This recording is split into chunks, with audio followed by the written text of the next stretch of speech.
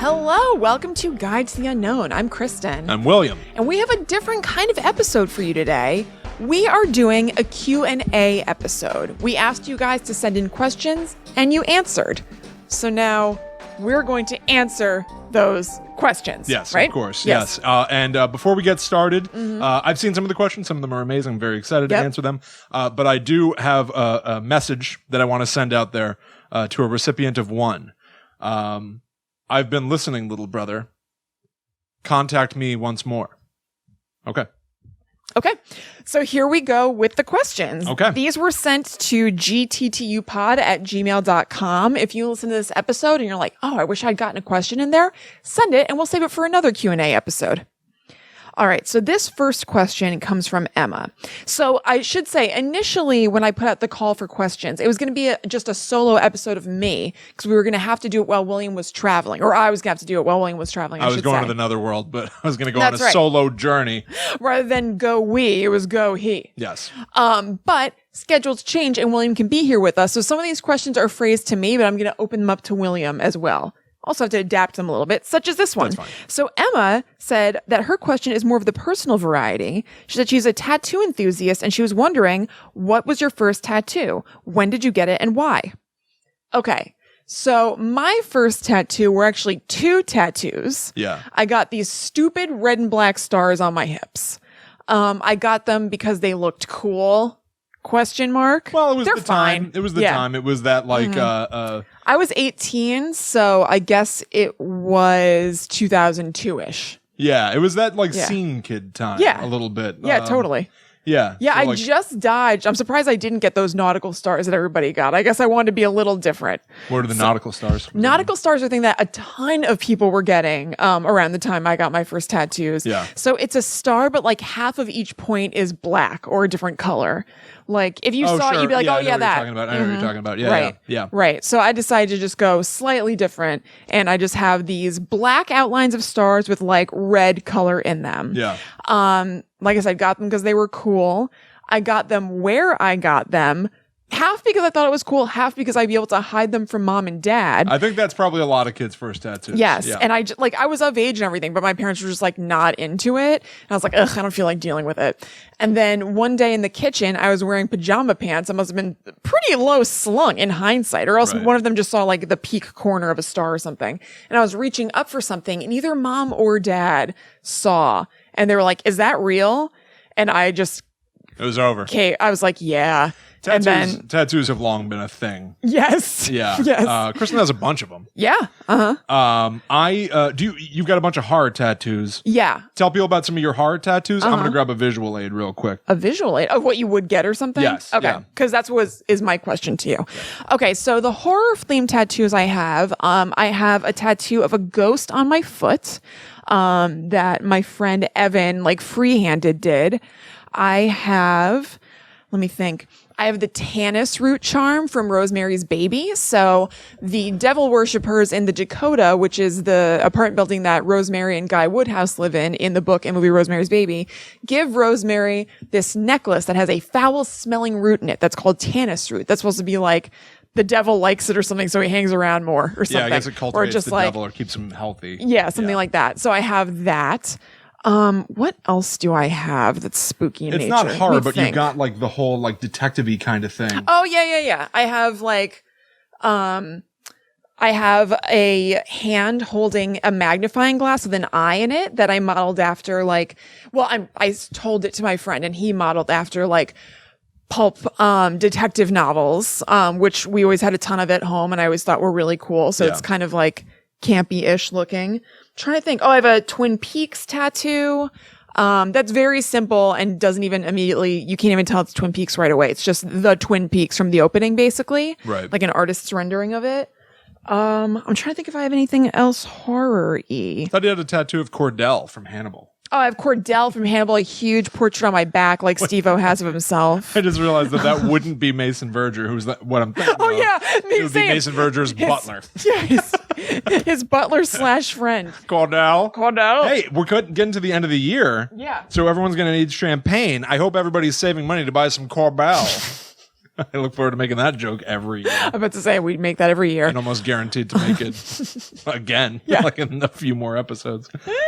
I think those are all my spooky-ish tattoos, right? Good amount. Is there anything that you can think of? I don't know. I think that's it. You have that conjoined twin. Oh yes, yes. Thing. Yeah, my friend Sarah and I got friend tattoos of exactly what Will said from the Mutter Museum, which is a medical oddities museum in Philadelphia. That's really, really cool. My friend Sarah, who also likes odd or spooky or mysterious stuff, and I got these a tattoo of these cookie cutters that they have in the museum store at the Mutter Museum that are conjoined twin gingerbread men. Yeah. So I have that. Yeah. So yeah. Pretty good. So yeah, those are my first tattoo and some spooky tattoos I have. Now, William, if you were to get a tattoo, what would it be? So, obviously I know a lot of people with tattoos. Yeah. You, bunch of my friends. It almost felt to me like, well, I guess I'm going to get one then, right? I guess I have to. As silly as it is to say. Yeah. No one was telling me to get one. It's not like I was like dealing with peer pressure, but I was like, right. This is like a thing that people who are similar to me do a lot. Yeah. I wonder if I should do that too. Yeah. But I'm also a severely neurotic person. Sure. And every time I came up with something, I was like nervous to commit to it, whatever. So anyway. Well, that's definitely a thing, at least for me and a lot of people who I've spoken to who have a lot of tattoos.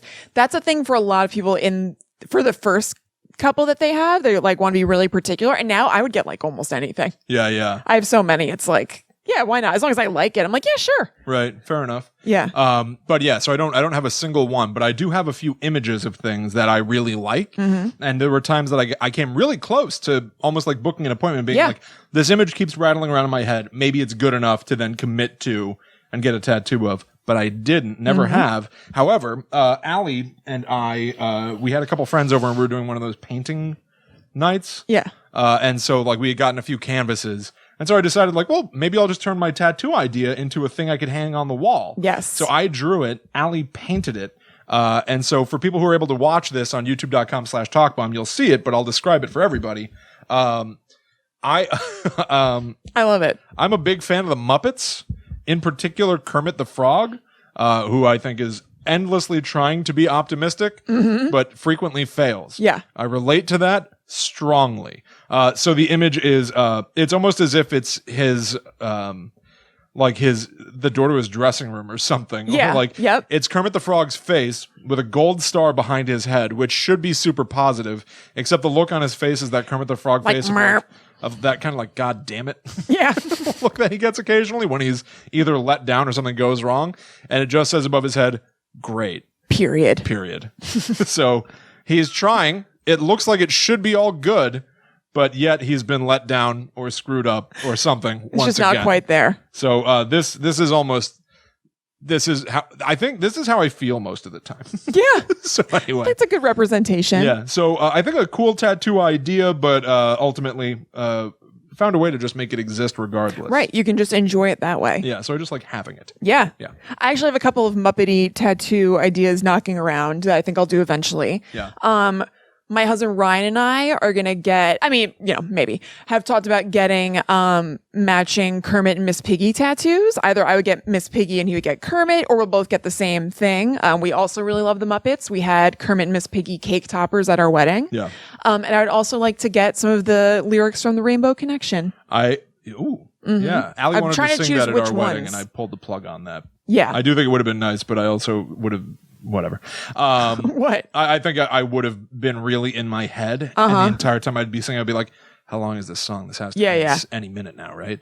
Be real nervous. I think that was a good call. Yeah. I told my friend's 5-year-old the other day. I went, "Hey, do you have any idea like what the Swedish Chef is?" I don't know why it popped into my head, but he was like, "No, it's fine." Yeah.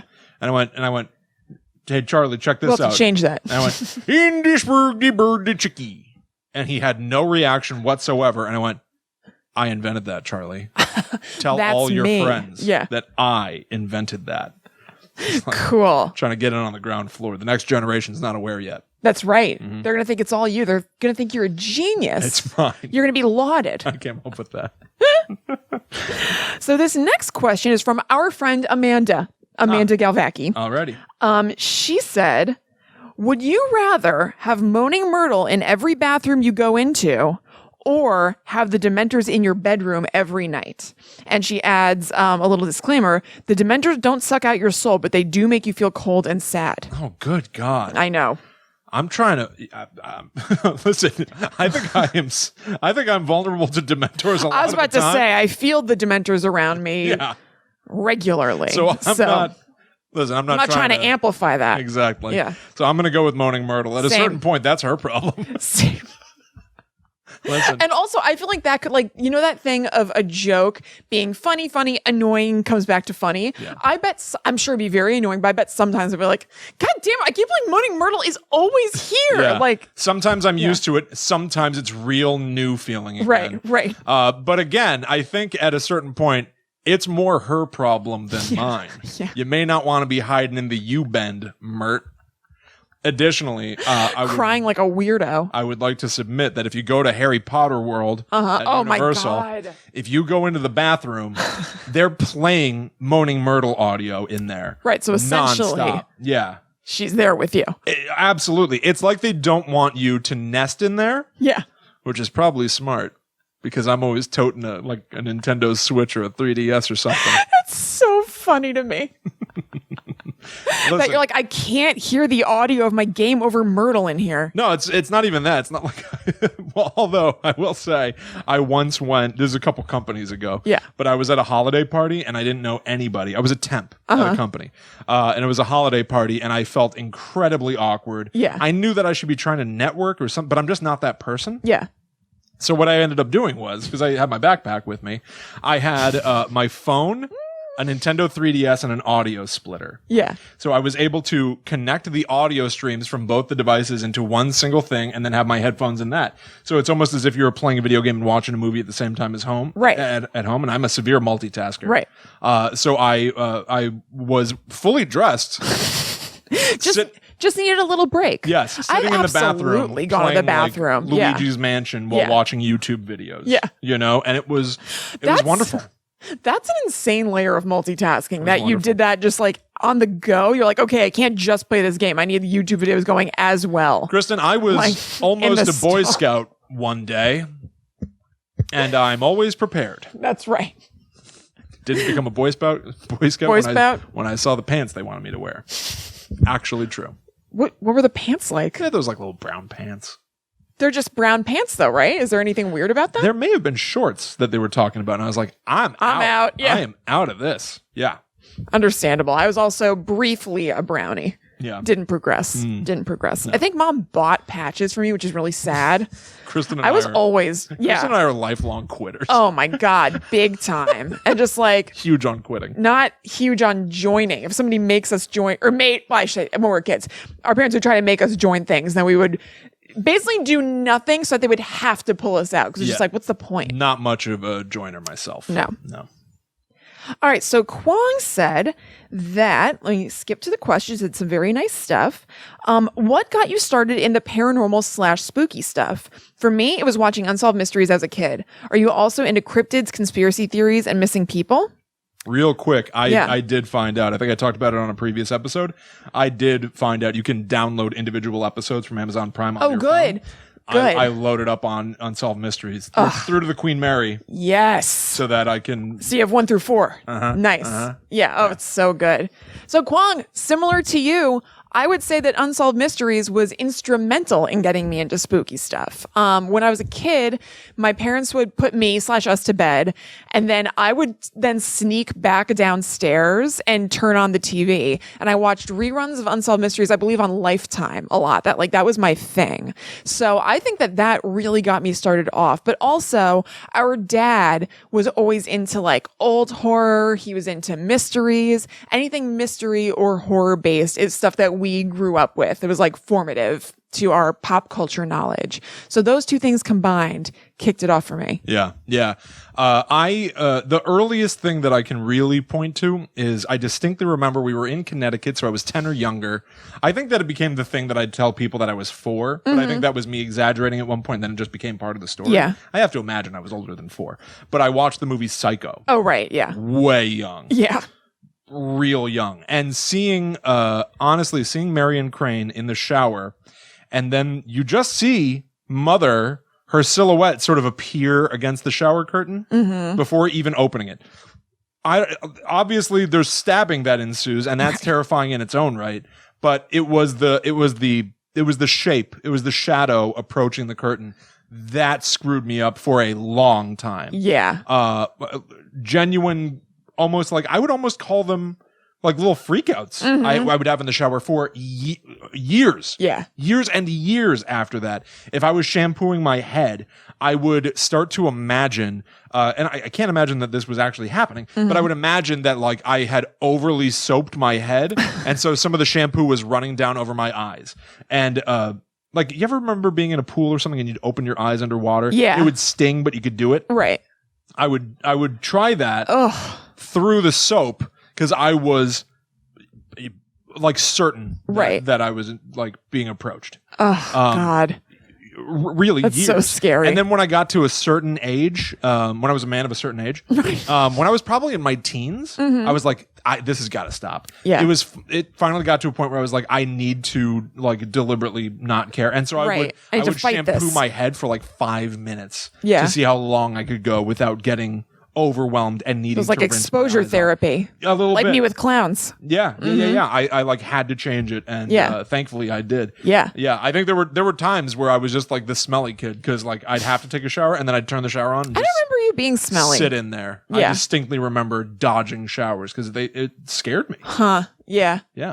Oh man. But also as a kid, I remember we would go to the beach, and the older kids were allowed to swim to these floating docks. And I really wanted to, because I was a little kid that wanted to like, me too, guys. Yeah. And so I would swim there, and I don't know how this started, but at least this is a memory that indicates to me that I've had this fear for a long time. Bodies underwater. Imagining that there is a dead body, a corpse at the bottom of the the ocean, the beach, any body of water that I can't see the bottom of. And so I would open my eyes underwater to try to swim out, and I would see beams of light hitting the rocks below, and imagine that they were, skeletons and skulls. Oh my God. Especially in that lake, like the lake that we used to go to the beach. We call it the beach, but it was a lake. Topstone Beach. In Connecticut, down the street from Blackwood, Connecticut. That's right. Yep. Right down the road. That was a murky lake. So to open your eyes in there were leeches in there. I was serious about it. I was real freaked out. Oh man. And then it is scary. And then that TV movie with Judd Nelson came out. I used to watch that. I know. We used to watch that like crazy. What the hell was that called? House on the Lake. Yes. Are you sure? Judd Nelson Lake movie. I think I've searched for this. Cabin by the Lake. Yeah. He used to abduct women. Yeah. And then we loved that movie. Kill them and then put their bodies underwater, almost like a garden. So he would tend to his garden. It was a TV movie. There was a sequel. That's a good and freaky idea. It's a very good and freaky idea. It came out in the year 2000. So you and I were in our teens. Yeah. But I remember us watching it a bunch. We watched it a lot. Yeah. We should watch that like now. I would watch that. Are you kidding me? Yeah. Yeah. Sounds good. Doesn't have the best reviews. I don't care. Not a problem. Yeah. And Kwong had asked if we're also into cryptids, conspiracy theories, and missing people. I feel confident saying for both of us, yes. Yeah, the cryptid thing is interesting. Cryptids I never really looked into. Yeah. Curious about them. Yeah. Conspiracy theories. We've talked about cryptids on the show a bunch Of course now. we have. Yeah. No, I mean like traditional. Oh, as a kid and everything? Yeah, because now you and I do this on a weekly basis. Right. Which is actually really advantageous for learning about horror. I've learned so much over this last year. Yeah. But like historically speaking, cryptids weren't that interesting to me. Conspiracy theories very much are. Yes, big time. But I would say even above all of those, at a certain point, I was way into urban legends. Yeah. I love the idea of any of these stories that people pass around and insist that like, yeah, my friend's cousin, this happened. Like really fascinating. Yeah. We love all of it. Anything that's like mysterious. If I have to choose something, which I don't really want to, I guess I'm not going to choose something that's the best, but I will add on to it. In addition to those things, what might not be surprising if you listen to the show, I love paranormal stuff. I love ghosts things like that. So I'm very into that. So these questions come from a familiar source. Yeah. Hello, Miss Allie Palmer Rogers. Okay. So she said, hi, Chrissy and Will. Questions for your Q&A. 1, what's the most innocuous / least actually dangerous thing that scares you? 2, if you could invent any urban legend / monster, what would it be and what lesson would it teach?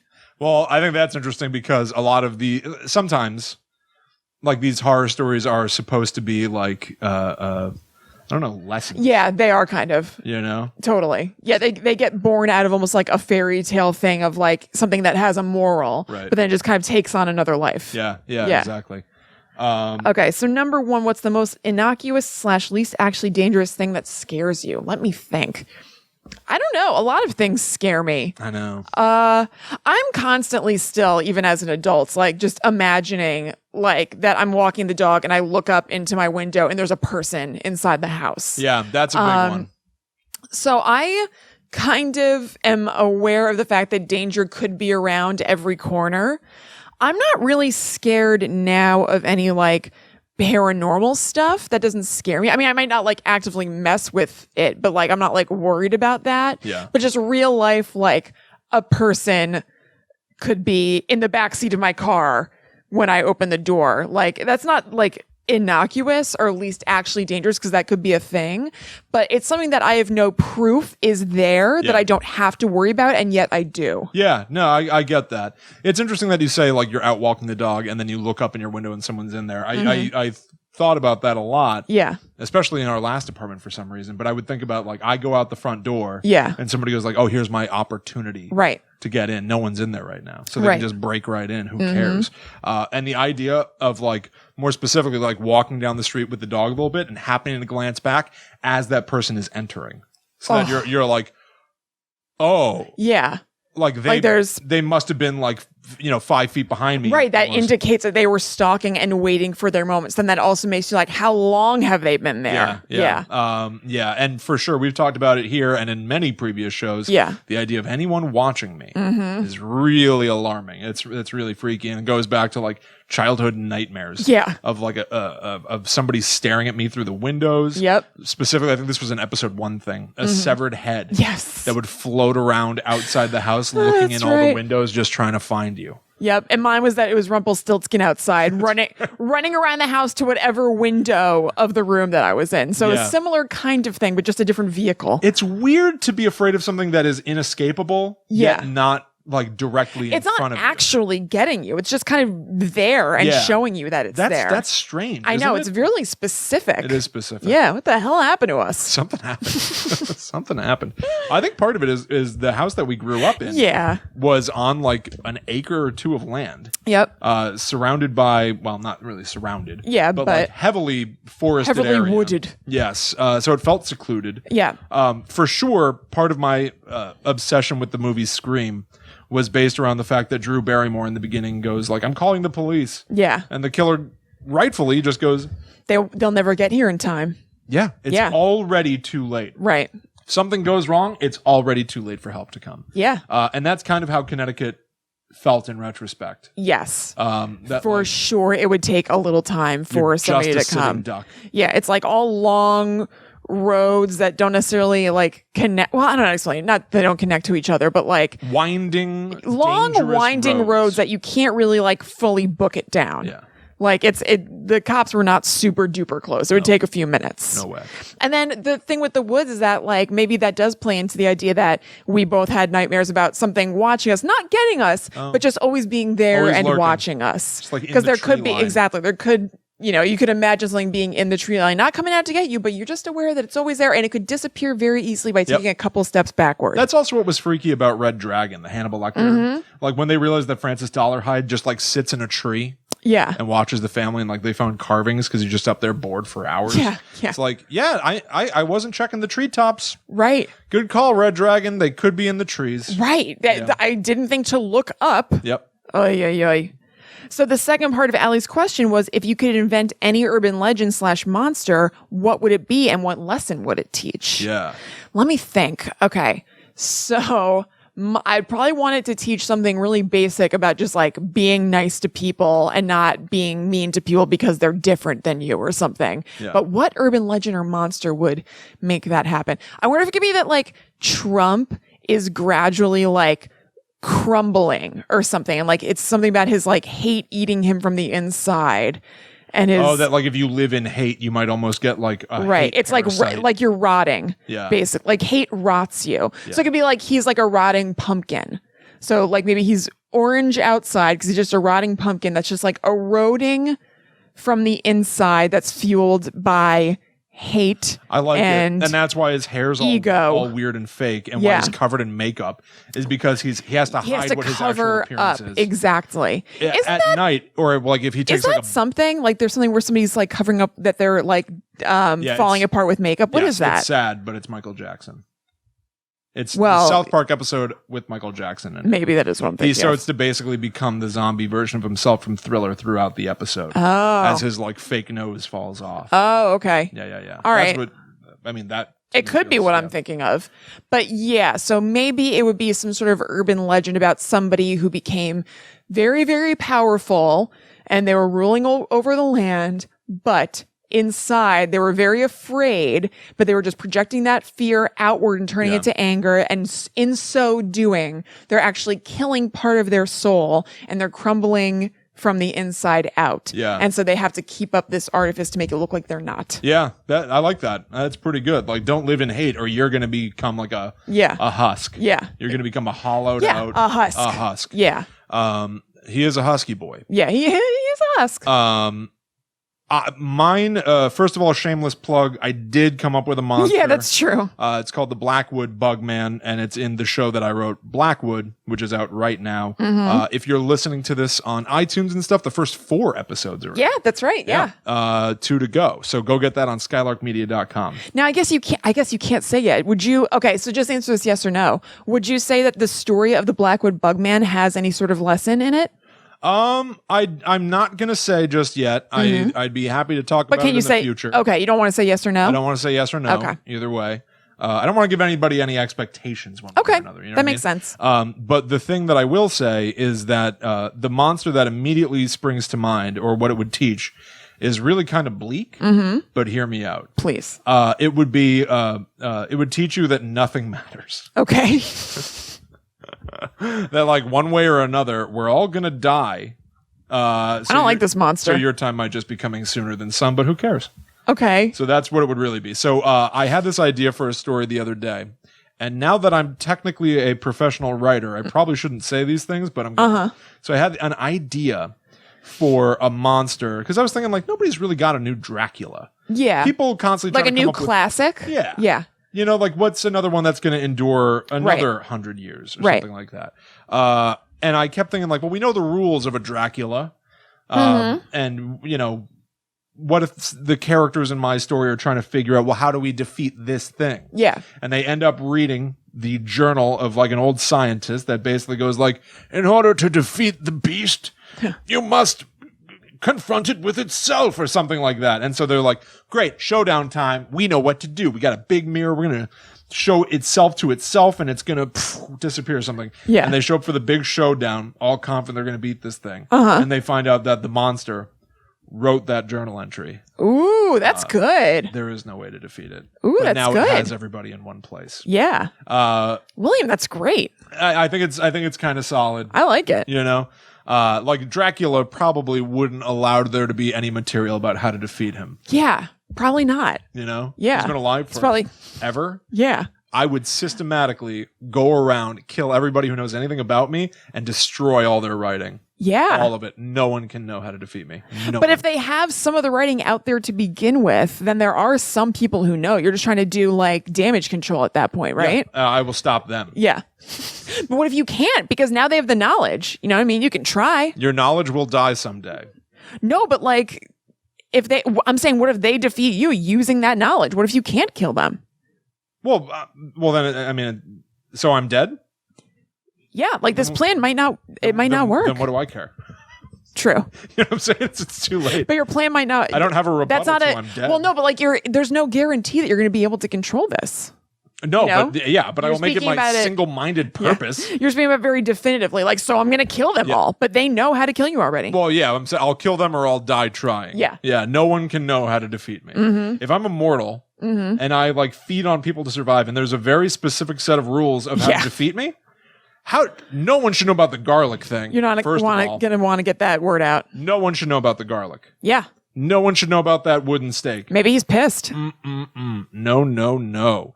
I'd put a stop to that right away. And then, I really do think that I would plant fake rules of how to defeat me, where it's like, throw candy corn at him. Yeah, that makes total sense. I would gobble it all up, and then I'd go to work. Yeah, I'm into it. Yeah. But wait, how does this tie into the story about how like nothing matters because we all die? Everything that you do is done in vain. Oh, okay. I gotcha. So Everything. like in this story, basically the monster or whatever is just life. Yeah, kind of. Nihilistic. You're going to get gobbled up one way or another anyway. Yeah. Does it really matter? Yes. People will move on. Yes, it matters to you. Yeah.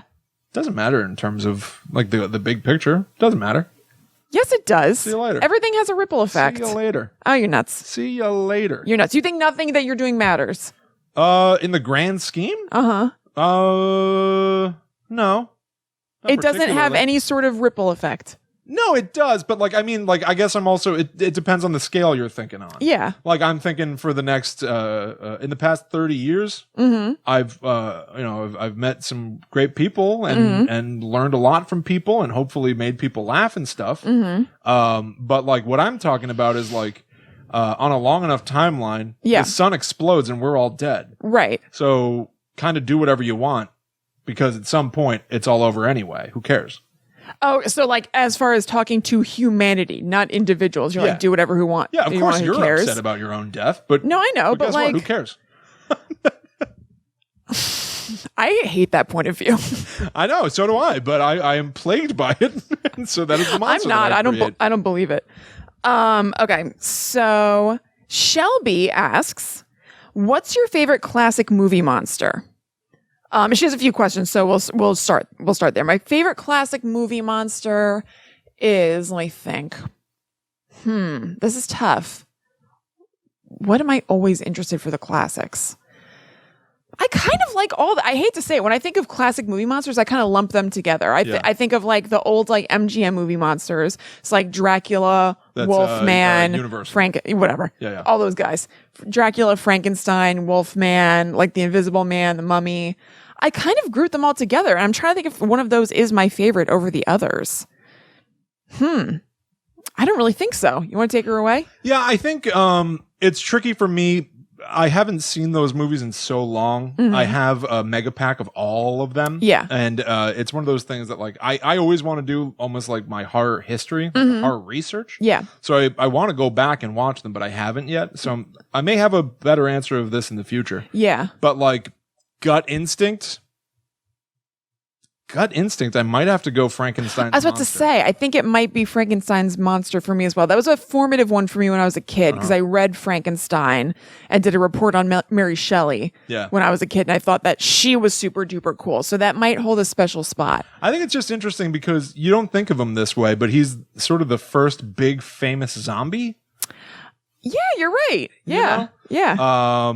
But I also wonder if we can lump this in because it wouldn't have existed until the 60s. Okay. So decades later. Yeah. But the zombie, the George Romero zombie. Right. Which proliferated because he didn't put the copyright information on his own movie. I know. So everybody owns zombies. Yeah, I guess that would be a classic movie monster, so I guess that fits in there. I might have to go with the zombie. I don't like what it's become. As a category, I almost think of zombies as a category rather than a movie monster. Like it's a classic movie category or type of thing to me, as opposed to like the zombie. You know what I mean? Like Frankenstein's monster. Is there a big ghost movie? Casper. Wow. No, I don't. You know, in the Ghost. original, I think Ghost is probably the biggest ghost movie, or Ghost Dad. Oh boy! In Night of the Living Dead, they refer to the zombies as ghouls. Oh yeah, I like. love the word ghoul. Ghoul is a good word. It's really good. Okay, so then Shelby gives us a couple of different rounds of screw, marry, kill. Great. So screw, marry, kill: Bigfoot, the creature from the Black Lagoon, and the Loch Ness Monster. Black Lagoon and the Loch Ness Monster. Bigfoot, creature from the Black Lagoon, Loch Ness Monster, aka Nessie. All right, who are you killing? Okay, I am killing the creature from the Black Lagoon. Why? Can't trust him. Why? A little worried about him. Here, well, I think that my other ones might. Someone's this getting is hard. defaulted into being murdered. Yes. Here's the thing. I think that I would marry the Loch Ness Monster. Because if I have to marry one of these things where I'm like tied to them, the Loch Ness Monster I can kind of just ignore. Marrying the Loch Ness Monster doesn't negatively affect my life that badly. Yeah. Because I'm just like, all right, like he just goes and like does his thing. Gonna be in the ocean now. He's boring. Every once in a while he'll pop up on sonar or something, but he'll actually be algae. Hey, honey. Doesn't really affect me that much. Yeah. I would kill the creature in the Black Lagoon because I find them the most threatening of this group. Yeah. The creature from the Black Lagoon is a little bit scary, and I feel like he could hurt me in some way. Okay. So I guess I have to screw Bigfoot. I mean, I guess he's like the most humanoid kind of, because if he's like a cousin of the ape and the ape is a cousin of humans, then like, I guess. But maybe that makes it worse. Maybe. That he's like kind of human, but not quite. Like, I guess if I had to screw like one of these other things, I can be like, this is insane. This isn't even a thing that I would ever do. Like, what if I have like a glimmer of attraction to Bigfoot and it like messes with my whole mind? Yeah. Yeah. All right. But I'll have to remain. Okay. Fair enough. Fair enough. All right. I'm going to kill myself. I'm going to kill the creature from the Black Lagoon. Okay. I don't know what it is. I've not seen that movie. You know, I've seen I don't know what it tons of does or its stills. motivation. I've seen tons of stills of it. I've seen it picking up a lady and carrying it, and it seems threatening to me. Yeah, there's something. I maybe I've seen that movie. I couldn't tell you. That's sad. I don't know. Maybe I could see it being sad. I'm not sure. Or do I go with Screw so that I can do a gross sequel to The Shape of Water? Oh, interesting. Might be worth it for the story. Good point. Yeah. I'm gonna marry Bigfoot. Mm-hmm. I like the woods. That's fine. Yeah. And I guess I'm gonna kill the Loch Ness Monster. Nobody will notice. And I'll be known as like a dragon slayer. Ooh, that's true. That's kind of cool. Yeah, that is kind of cool. Okay. Not bad. Yeah. Okay, next round. Screw, marry, kill Dracula, the Vivitch, and Frankenstein. Probably Frankenstein's monster. Okay, yeah. Okay, so by the... Dr. Victor Frankenstein. Yeah. So by the witch, are we meaning like... I'm taking it to be the scary witch in the woods, right, and not Tom... I'm the witch in the woods. Like Tomlinson or something? Yeah, whatever her name is. Thomason. Thomason? Yeah. I think it's the scary witch in the woods too. Yeah. Okay, let's see. Screw, marry, kill them. Huh. Okay. You know what? This is actually kind of easy for me. Dracula is famously sexual. Yes. So I'm going to screw Dracula. Yes. I bet he's got some moves. Right. The Witch of the Woods is very threatening to me. Incredibly threatening. I'm going to kill the Witch of the Woods. Yeah. Marry Frankenstein. Again, somewhat innocuous. You have to be careful with him, though. Like, if we're going to be sleeping in bed like a married couple and everything, you just remember when he killed that little girl down by the water? I do remember. He doesn't know his own strength is the thing. Yes. So I'm thinking separate beds. Maybe I tell him he snores and that's why, so it doesn't insult him. Okay. But you know, it's just that he doesn't understand the world. He's not necessarily inherently evil. So living with Frankenstein wouldn't be so bad. All right. Very good. Dracula, I feel like living with, you'd have to watch your back all the time. Like a one night stand with Dracula might be okay as long as you're like watching your neck and stuff. Living with Dracula, I just don't trust him. Living with Dracula is a good novel With screwing, idea. you don't have to trust him. It's just what it is. True. You know? And if you're married to him, he's going to cheat on you. That's what I'm saying. I You don't can't turn off the sensual nature of his being. No, it's just who he is. Yeah. I mean, I guess you could have an open relationship, but like, I don't know. I don't know if that's my style. Well, Kristen, my answer is the same. Okay. I don't trust Dracula to stay faithful. Right. However, I can't deny his charm. Yeah. I'm killing the hell out of that witch.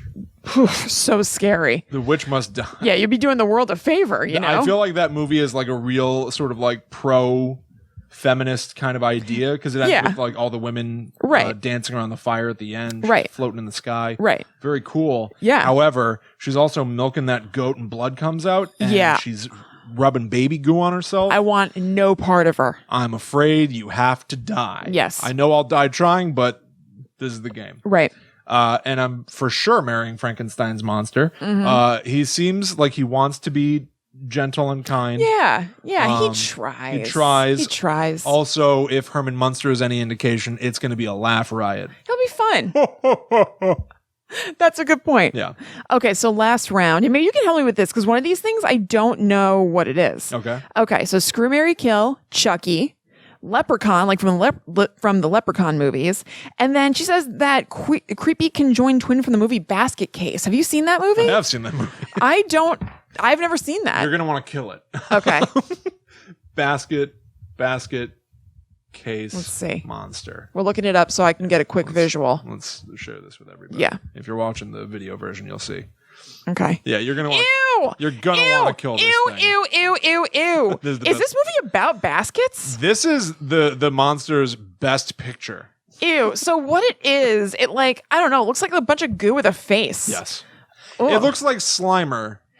Oh, like but the like worst a flesh-toned Slimer. and then with a human face and like very muscular arms and hands. Like the hands are also muscular, which I don't love. No, it's not good. So William, is Basket Case about a basket? Because this thing is in a basket. I think the basket's there to hide the fact that it's a puppet. Okay. Right. But like, why is this called Basket Case and there's a basket? Are they connected? I would assume. I've never seen this movie because I've seen the picture of the monster. I hate this monster. And so therefore I refuse to watch the movie. Ugh, Shelby, what are you doing to me? All right. Gross. All right, so we're both killing Basket Case. Oh, without a single doubt. All right, so we're down to marrying or screwing Chucky and the Leprechaun. Right. And Okay. that's it. Okay. So, oh God, I don't like this one at all. All right, definitely killing Basket Case, like we said. Oh, I have to marry or screw one of these. Oh God, I think that they're both like kind of sexual, and I hate it. Doesn't Chucky have some innuendo sometimes? Chucky has a full-on self-celebration scene in one of his movies. Really? Which movie? Seed of Chucky. Ew. Well, that makes sense. Oh God. Okay. So. Oh, I hate it. Okay, so I have to remember that screw could just be one night stand and then you're out of my life. I'm going to have to say Leprechaun. I would screw and then get him out of there because I feel like he's never off. I feel like the Leprechaun is always talking. He speaks in rhyme. And he flat out super raps in one of his movies. Super annoying. Yeah. So I don't want him around. Yeah. So I would screw the Leprechaun just for that reason, so that I don't have him constantly around. Chucky, I feel like at least would sometimes get annoyed and fatigued and not really want to talk and stuff. I would have to worry about him killing me because he's super evil. He's the soul of like a relentless serial killer. Yeah, the Southside slasher. Right. In the body of a doll. Odd day do a dembo. Give me the power, I beg of you. Right. And then also I could, if he was coming after me, which I'd have to worry about more regularly being married to him, I feel like I could take him a little bit better. He's a doll. Right. So that's where I'm going. I'm going kill disgusting basket monster, screw Leprechaun, marry Chucky. All right. Your logic is true. Mm-hmm. And here's why for me. Okay. Chucky settles down at one point. He's shown that he's capable of maintaining a relationship. Yeah. I believe it. Oh, that's right. That's right. He does at with some point bride betray of Chucky. Yeah. His bride, Tiffany. But, I would know what I'm getting into there. Right. I know his past relationship history, which is a big leg up. Yeah. I've been watching him for years. Of course. So, yeah, I'm marrying Chucky. Mm-hmm. I feel like the Leprechaun's not going to be thrilled with the situation either. What, the screwing? Yeah. What do you mean? He just wants gold. That's really all he wants. I don't know. I feel like I can see the Leprechaun being like, like being gross and like objectifying or something. Maybe, yeah. You know? Well, I might be wrong. I think I've only seen parts of Leprechaun. Who sent us this question? It was Shelby. Shelby, why'd you do it? Yeah. Why'd you do it, Why'd Shelby? You do it? So I think Did we she have give the her same. answers or anything? No. All right, there's a little bit of what's good for the goose, what's good for the gander going on here. That's true. Yeah, Shelby, write in the Facebook group your answers. Send us questions, but you got to be prepared to answer them yourself. Did we have all the same answers? I think not all. Oh no, the first one we had some reversals. Yeah, right. Yeah. But I think that they're, to be honest, they're pretty clear cut. Yeah. You got Chucky, the Leprechaun, and then the basket case thing. I'm not marrying that. God, no. No way. Yeah, that was a gimme, and I thank you for it, Shelby. Yeah. You knew that we would say we'd kill that thing. I thank you for nothing. Yeah. Okay, so this is our last round of questions, and they came from Bethany. Okay. And there are 5 questions here, and I'm just going to take them one at a time. Okay. So, what was the best job you've ever had? She asked. I've had some great jobs. I've really orchestrated my life in such a way that I try to have good jobs. Yeah. I was a hairdresser, and I worked in an amazing salon for 10 years called Salon Pure, where I made some awesome friends who I'm still friends with and still see and still talk to all the time. I had great times doing that. I loved being in the back room, like talking to my friends at work, cracking up, going to get lunch. I loved a lot of my clients. So that was a really amazing job. My current job, which I left that job to do, I work for Boho Berry, which is a business from a blogger and YouTuber named Kara Benz that's about like journaling and planning and stuff. And that's really, really enjoyable. I love that I can kind of make my own schedule. There's a really cool community of people involved. So that's really great. And then as far as like kind of sillier part-time jobs, I would say the best job that I've had was working at Starbucks. Oh, really? I really enjoyed working at Starbucks. You worked at Starbucks. Yeah, it was really fun. Huh. So Why? William, what made it so fun? it was fun making the drinks and stuff. I love coffee and coffee drinks. Yeah. So it was fun to do. Everything smelled good. Yeah. It was a very good smelling job. There were good cookies and stuff. If a cookie dropped, we could break it up and put it on a plate for customers to have, but we would really just eat it. Do you mean you should be eating it off the floor? No, if it was like in its casing and it dropped or something. I got to eat whatever I wanted as long as it was on the floor. Yeah. It was the best. Freak show answer is that. Filthy. I would slurp up droplets of a latte. Strange. So yeah, that's my favorite of the like weird part-time jobs that you might have over your life. Yeah. William, yourself. I without a doubt, as probably annoying as this answer is, my current job is the best job I've ever had. Hell yeah.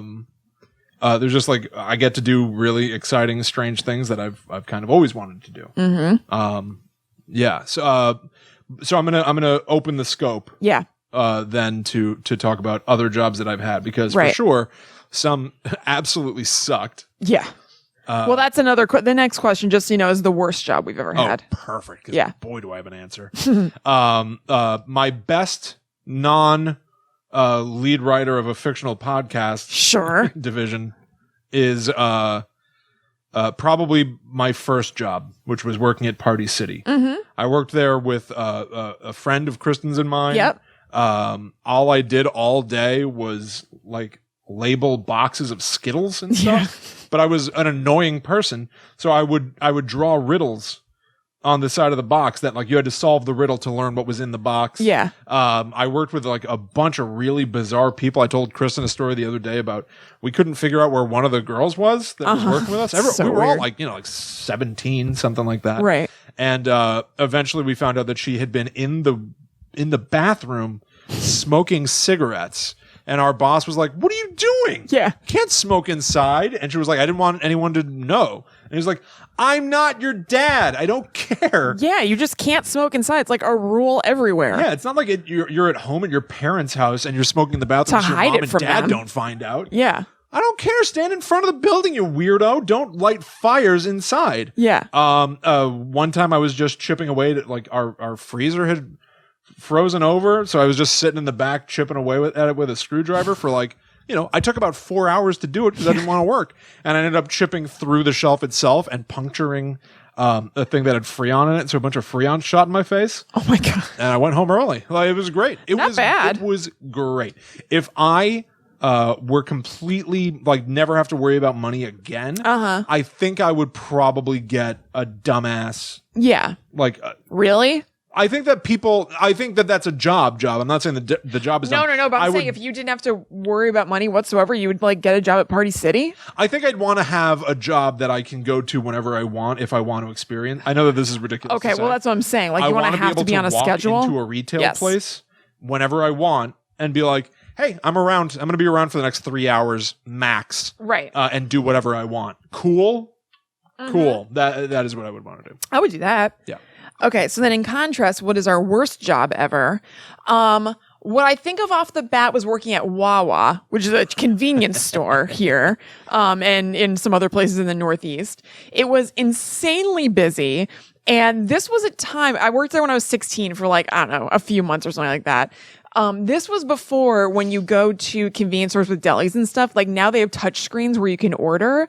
This was before that. So like people would just come up to the deli counter and you would have to write down their order and everything. Hash browns on rye. Get it going now. Like, all right. Make it snappy. Yeah. And it would get crazy busy at lunch. There were a lot of construction workers who would come in at the same time. It was very hectic. My boss was really mean.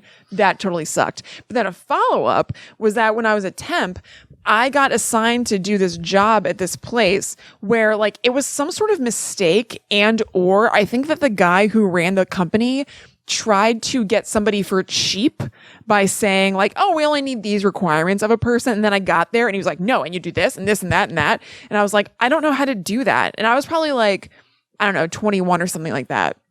He's like, all right, figure it out. So I like worked there one day and it was just really, really weird. Nobody was nice. Like it was just uncomfortable. And I felt like I didn't know what I was doing. Yeah. And then the next day when I was supposed to be going to work, I was driving. I was like hating it. I was also just in a really depressed time in my life. I pulled over, threw up, and then called the temp agency. I was like, I'm not going to that job anymore. Like, it's out of my depth. I don't know what the deal is, and I'm done. Wow. Yeah. Yeah, that does suck. Yeah, it was bad. That's a bad job. It was a bad job. Yeah. Wow. What about you? So I was hired as a temp at a big pharmaceutical company here in New Jersey. And the first week that I showed up, they gave me a cubicle. You know, it was like maybe like an 8x8 cube. Yeah. And my boss goes, cool. So I'm going to be on vacation for the next week or so. So just do whatever you can. But he had never really told me what I was supposed to do. Right. So I would sit in the cubicle and I'd play video games. Yeah. Great. Week 2, boss comes back from vacation and introduces me to somebody and says, cool. So, make some room in the cube. She'll sit in there with you. And I was like, so crazy. In here with me? And he's like, yeah, we don't have another desk. So we're going to put this little table in here and she'll sit at that. So I would sit at a desk and she would sit at a little table facing me. So she was facing my back, basically always watching me from behind. At the end of the first day, she had told me that the only thing she had in her life was a cat, and kind of yelled at me. Yeah, she was intense. I should probably take this. Yeah, go for it. Hey, honey. Hey, what's up? No, Chris and I are doing a Guide to the Unknown for next week. But, yeah, is everything okay?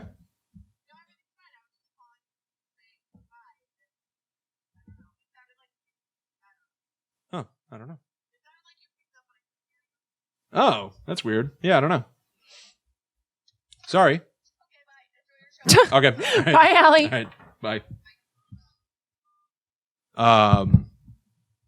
Yeah, I thought maybe because she was leaving me voicemails and stuff. I thought yeah.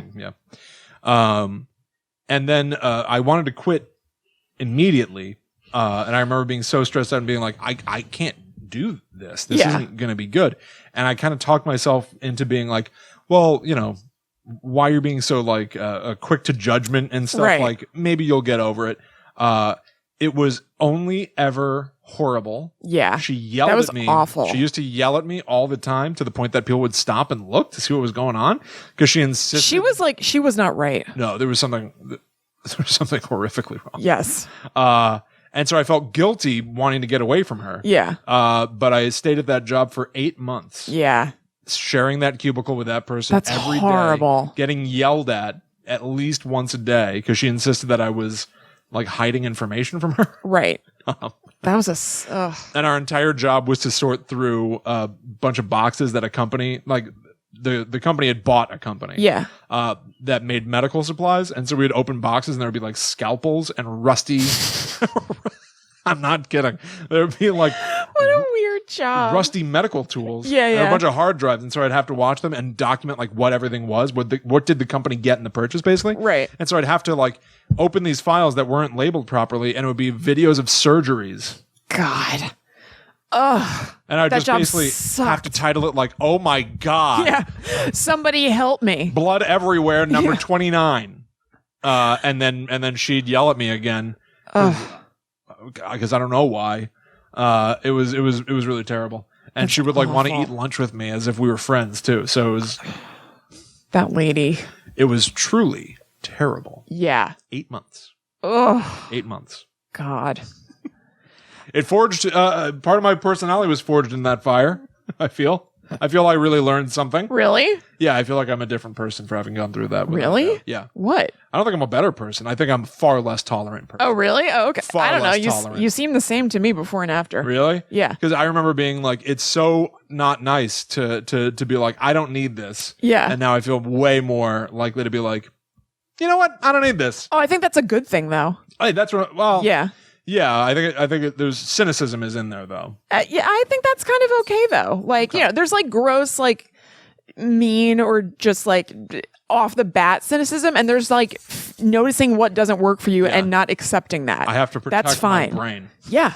Oh, my life is built around routines and things that I do that are all designed to protect my brain. Yeah. Because as we said, William and I both have dementors over us. We got a spot of depression in this family. Just a bit. And we got to take care of it. So I am very on guard. I think there's nothing wrong with that. She threw me for a loop. That was wild, though. That was really bad. That was real crazy.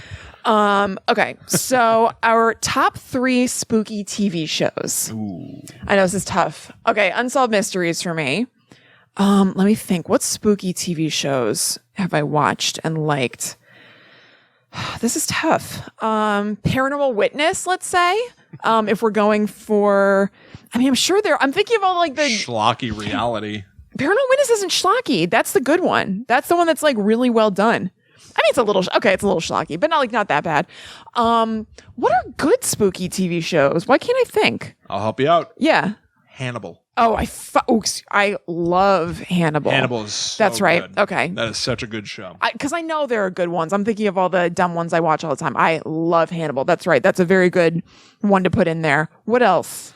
Season 1 specifically, and no further from me. Of American Horror Story? Yeah, that is a good one. I really love the murder house story. Yeah. And always wanted to love the rest of it. And like I feel like that first season just so clicked for me in a spotty. real way. Yeah. It's so like seasons themselves are spotty. Episodes within a season are spotty. Like Ryan and I watched the most recent episode of this season last night, and it was really bad. Oh, really? Yeah, and like the rest of the season's been pretty good. Yeah, I haven't seen it in a couple of years now. It's pretty. This season's been pretty good. Overall, but like last night, I was like, "What is this?" And I'm trying to think. I don't know if Scooby Doo counts as a spooky TV show. That's interesting. Love Scooby Doo. Does that count? I guess that counts. Why not? Celebrity Ghost Stories. Okay. The Haunting of. Okay. And I can't think of other classy spooky TV shows or like quality ones right now. I know that they're out there. Yeah, there's some that like I respect in concept, but don't necessarily go like, oh, let's rewatch Right, like that. my favorite. Right, exactly. Like I really liked The Haunting of Hill House. At least I really, really liked the first like 5 episodes. I liked it all overall, but I feel like the first 5 or probably 6 were like, oh my God. And then I wasn't as stoked on the end of it. Yeah. I was a big fan of Ash versus Evil Dead. I really liked. I respect Black Mirror, but at a certain point, it just hurt me to watch it. Yeah, I've never watched it. I can't do it. It like hurts my soul. It's one of those things I don't watch things like that usually. Yeah. And then one that is maybe a cheat, but it's a recent love of mine, and there's a lot of horror in it. Yeah. Twin Peaks. Oh, duh. Yeah. Does that count as horror? Yeah, I think there's it does. a lot of horror in that if it's show. a spooky TV show, oh, duh, Okay. of course. Bam. Twin Then, Peaks. yeah, my top 3, I think, in order. Okay. Twin Peaks, Hannibal, season 1 of American Horror Story.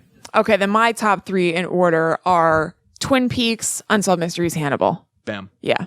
And then I love all the other ones that I mentioned. Yeah. Top 3 spooky movies. Bam. This is tough. Okay.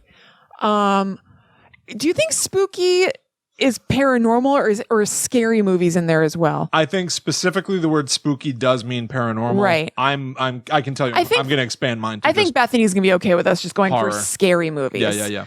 All right. First, I'll just, like we just did with TV shows, I'm just going to spat out some of my favorites, then we'll narrow them down, or at least I will. Yeah. Scream. Yep. Blair Witch Project. Yep. Rosemary's Baby. Yep. What else? There's so many that I love. Why don't you go? All right. My top 3 in order. Scream. Blair Witch Project. Evil Dead 2. Ooh, that's good. Evil Dead 2 is... those are the 3 movies that I think most bounce around in my head of like, I wish I could create something like that. Right. You know? Right. or like they like speak to me the most. Yeah. Scream for the whodunit aspects and for it being like a genuinely tense slasher. I think it takes the crown for me because it's got a lot of humanity in it and people that are actively afraid of dying. It's sad at times, which a lot of horror movies don't allow you to revel in. Sadness.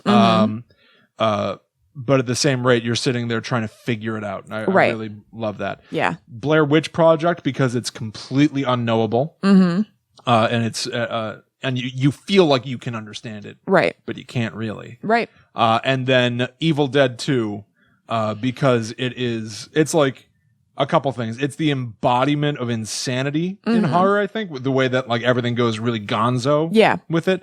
The best scene being when Ash seems to, I think, finally lose his mind and he's laughing and the cabin is laughing with him. Yeah. And so the severed, the deer head mounted on the wall is laughing. Right. The Pixar type lamp is throwing its head back laughing. Yeah. But then it's got this quality to it that makes you go like, oh, I want to do that. I could do that. My friends and I, we could, if we just had enough money, we could go away in the woods together and have fun making a horror movie. Right. It's the one that makes me want to like get off my ass and do and something. Join the fun. Yeah. I guess I basically, if those were the three that came to mind, I guess I would say that those are my top three: Scream, Blair Witch, and Rosemary's Baby. Scream and Blair Witch for many of the same reasons that Will said. I also really like I love the whodunit factor of Scream. I also like the fun of it.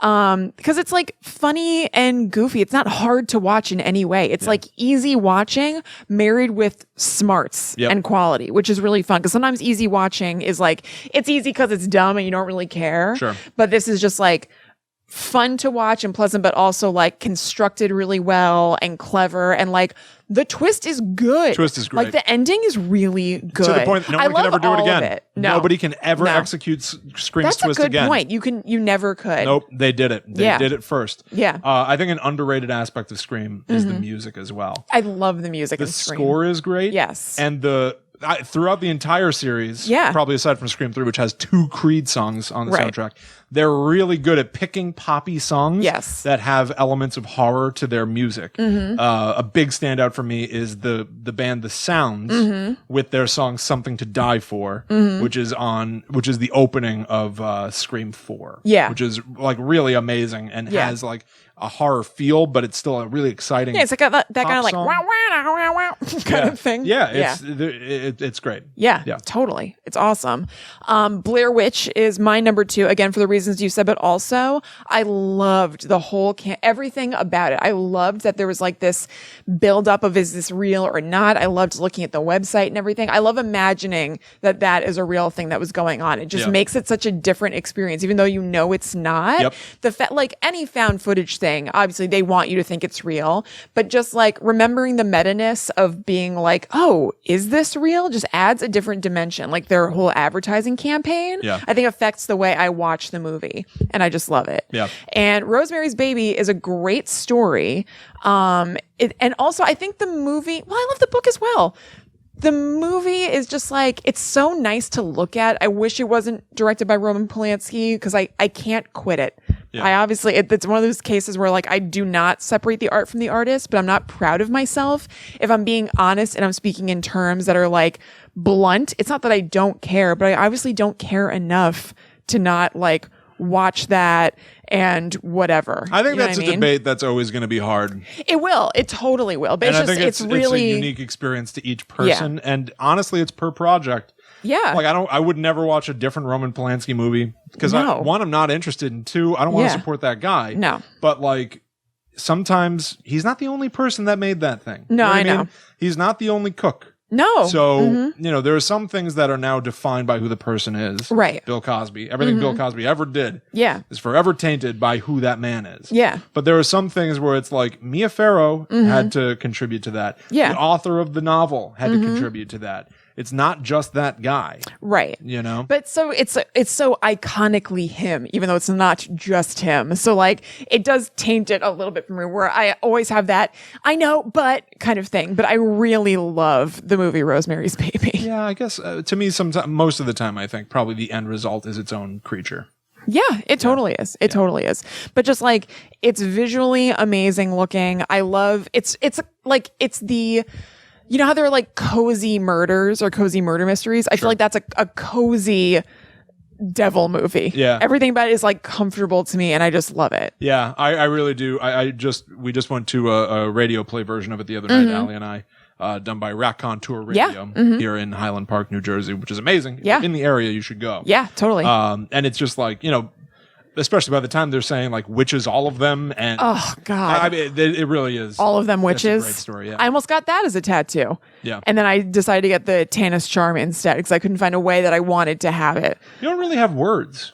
I don't. I only have on my back to thine own self be true from Shakespeare and a ring that our grandma gave me. Right. But I know. I was thinking about it because I definitely do want to get, like, my friend. I have a couple of friends who are both tattooers who have done most of mine, and they're both like amazing. And my one friend Jessie really, really loves doing lettering, and she's really good at it. So I definitely do want to get some lyrics from the Rainbow Connection eventually from Jessie for that reason. And I realize, I don't have, that'll be like a different thing. That's interesting. Yeah. Okay. And so then this is our last question of them all. It's kind of a prompt. Bethany said vacation horror story, either literal or figurative. So I guess like something scary that happened to us or a terrible vacation. That's interesting. What I think of, it's so weird. Will and I have talked before. We both have like really like spottily bad memories. I was surprised to hear my husband Ryan tell this story recently. And like, I feel like I don't remember it well enough to tell it. He told it as a story of something paranormal happening to us on vacation that like he couldn't really explain. And I remembered it, but I don't remember the particulars. We went to New Orleans a few years ago, and like pretty much all of New Orleans is supposed to be haunted. And we stayed in this hotel where the rooms that we stayed in, the rooms were like converted carriage houses. So like it was kind of like an outside area that was separated from the main hotel, and there were these outside rooms. So the first night we got there, the radio started just like going off a bunch, like the clock radio. And it happened in the middle of the night too. Like we just wouldn't prompt it. It wasn't the alarm or anything. The radio would just start like blaring and being staticky or whatever. Yeah. And then one of the, I don't know if it was the first night or whatever, but I said like out loud to the room, like, okay, like if there's anybody in here, like that's cool. That's fine, everything. But like, please stop doing that. And please don't scare us. And then it didn't happen anymore. I remember you telling me this. Yeah. And Ryan didn't really he thought it was weird and everything that the radio went off, but he never was like, I guess we just never talked about it again. And I heard him, I think, telling you about it or something about like, yeah, man, there was a weird thing that happened on vacation. I found it very validating that he remembered it and was like, yeah. And then Kristen told it to stop and it stopped. And that I was is like, weird. That is weird. It was weird. Yeah. So I guess that's my vacation horror story. I guess you have a power. I probably do. Or I think, maybe we all do. Yeah. It's just paying attention to it. So the unintentional theme of tonight is Kristen and I being neurotic people. Allie and I, we went to our friend's lake house, which we've gone to not infrequently. Right. It's a lovely place. It seems lovely, William. In upstate New York. I love being by the water. Yep. I love being in the middle of nowhere. This has both. Yeah. It's got it all. And first of all, one of the first times I was there, I think I mentioned this recently, probably on the show, I think. I was sitting by the water and I wrote a little horror story about a monster at the bottom of the lake. And every time I go there, at a certain point, I just stare at the water. Yeah. I'm like, who knows what's down there? Although I recently found out it's only like 150 feet deep. Oh, wow. Which is not that deep. No. So I'm like, oh, man, I guess people probably know what's down there. I don't want to know. Yeah. I want to. You have to go to a deeper lake. Yeah. We're going to need a deeper lake. We're going to need a deeper lake. But the actual thing that scared me, you and I both experienced this, where you and I maybe think that something scary is happening, and then people around us go like, just shut. It's fine. Yeah. It's fine. Yeah. Just move on. We were packing up to leave one morning, and I heard what I was certain was a gunshot ring out from somewhere across the lake. Ooh. To the point that I was like, well, this is like Scream. The police would not make it here in time. Yeah. What if they don't think anyone's around? And so they figured this is where I'm going to kill this person. Nobody will know. They'll think it's a hunting thing or something. Right. And I was like, should we like call the police or something? Yeah. Did we do something? And everyone was like, no, we're in the middle. It was probably like We just heard a noise. And I was like, yeah, but we've been up here like a bunch. I've never heard a gunshot. So like, better safe than sorry, right? Yeah. And everyone was like, no, who cares? And eventually we got in the car and we drove home, and I still don't know. Oh, God. Well, you might not even know if you had called the police. That was probably... You know what I mean? Like, they're not going to follow up with you, probably. I know. Yeah. That was probably like 8 years ago. Yeah. 7 or 8 years ago or something. And I still think about I would. That's every time we go there, because I'm certain someone got away with murder. that night because you didn't do anything. I didn't do anything. You're resting on your laurels. Yeah. Oh, man. Yeah. What do you think of that? I get that. I'd be freaked out by that. Also, we went on a Disney cruise, which I loved. Mm-hmm. But I kept thinking about like, well, if I'm not smiling, somebody dressed like Donald Duck is going to like suddenly pull me into a closet and they're going to throw me overboard and then tell Allie, like, I don't know, he's just missing. It's a big shift. At Disney, you got to be happy. Yeah, And that's if you're right. not happy, you're in the way. It ended up being wonderful, but I for sure kept thinking like we would notice an empty seat in the dining room one night. There's something weird about unrelenting cheeriness. Oh, yeah. It's a little creepy. Oh, yeah, absolutely. So I can see 100%. that. Yep. But no, in fact, I loved it and I want to go again. Yeah, that's right. He was trying to talk me into it on our show last week. Why wouldn't you? I don't like the idea of a cruise. Why? Isolated. What if something happens? Like people, I don't know. Like what if the alarms go off? We have to go in the water. People go missing from cruises sometimes just randomly. Yes, they do. I think that they said that people go missing from Disney cruises more than other cruise lines.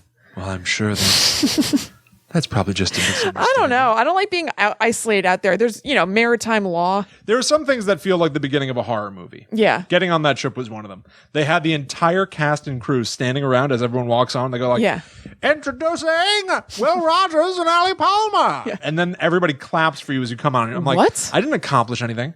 I paid money to be here. That's Don't so pretend weird. like we have, we're some impressive whatever. Yeah. And it felt like, I should be going like, thank you. This is gonna be the weekend of our life, babe. Oh my God. Not knowing that I'm, within 48 hours dead floating in the water. Right. Yeah. That's so strange.